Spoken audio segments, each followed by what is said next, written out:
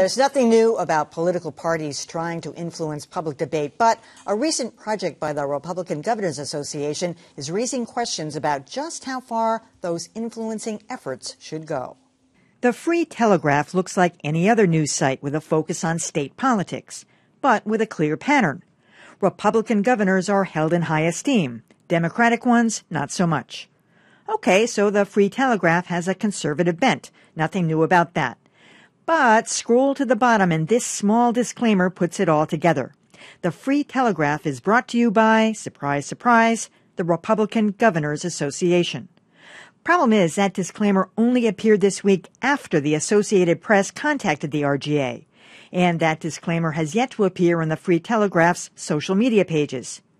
An RGA spokesman defended the website to the AP, calling it just another outlet for promoting Republicans. Sounds more like party propaganda masquerading as news. Udachi, comrade.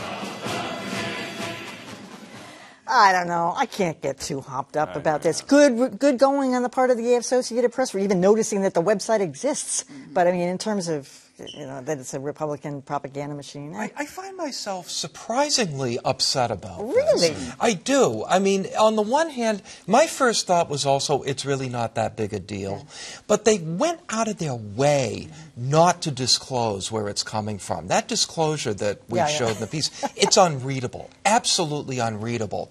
And at a time when real news is under constant assault, to have something that is just deliberately propaganda, made to look like real news, put out by a governor's group, I'm just very upset about this. And also, the disclaimer doesn't matter to all the people who are going to get Free Telegraph content via Facebook or Twitter.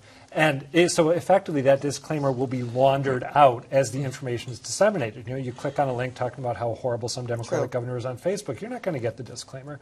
So if you're fooling around on Facebook or the Internet, you get what you deserve. The vast majority of Americans are in fact fooling around on Facebook and the Internet. So I agree with that. I think it's problematic. I don't have a problem with it. I just think there's so much of this out there already. The newsletter is paid for by this organization, people masquerading as a local newspaper when they're just putting together their, left-leaning or right-leaning agenda.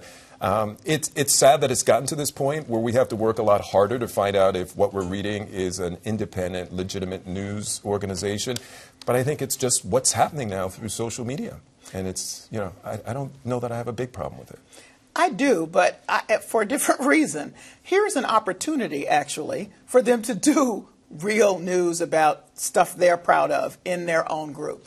And I would appreciate reading that without the phoniness, without the determined that everything Democratic is nasty.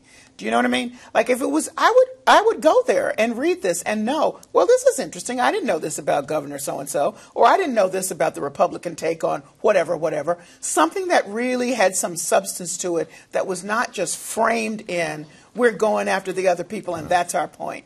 So I just feel like, dang, this was a lost opportunity, I think. Go ahead. I was just going to say, I mean, most of these kinds of things, though, are less about telling nice, fluffy, wonderful stories and more about bringing down the next person. It's about, launching missiles at others, not about But I'm saying profiles. if you took the time to just to articulate your positions, these are a lot of I don't know all these governors. Let's talk about stuff that's going on in these states that I don't know about. But it's on their site. I don't think this is going to get clicks either. Let me just start there. No, he's not. So, we've often seen projects like this, but what does it say at the top? Republican National Committee or Democratic National Committee? Well, I think that's the key. And you mentioned, local newspapers or news outlets that have a clear agenda. I think it's different when you can identify the agenda based on the content and there's not an effort being made to obscure the origin. I can't think of something another example where a party or a candidate has done something like this.